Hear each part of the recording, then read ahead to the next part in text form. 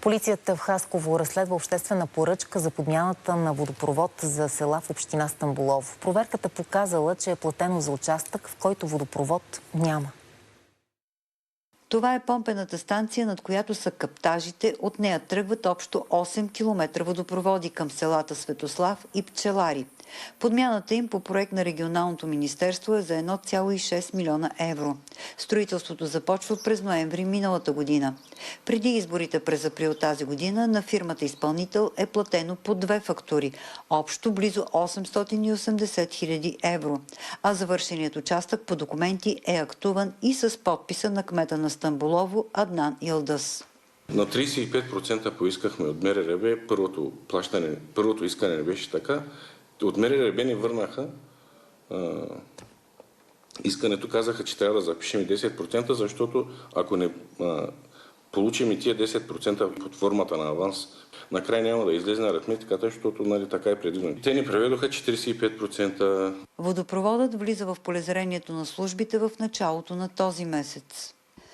Това е една от тръбите, която, идвайки на място, полицията установява, че не е положена в земята, но по документи тук има изграден водопровод, който е и платен. В участък от 600 метра, който е актуван и платен, по документи водопроводът е и дезинфекциран и са извършени проби, т.е. присъединене към мрежата.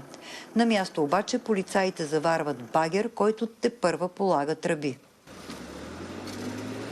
И днес на обекта се работи. Бая сме свършили вече.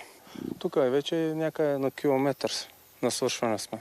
Камъни излиза много, багерите се затрудняват. Според кмета на Светослав, водопроводът е важен за селото. Имаме проблем, много аварии, постоянно аварии и интернитови тръби бяха и те са били канцерогенни и ги сменят. Актуални са 45%, извършените строително-монтажни работи са на 70%. Даже след определен процент, фирмата трябва от нас да поиска и второто междинно плащане. От полицията съобщиха, че има образувано досъдебно производство, материалите по които са изпратени на прокуратурата.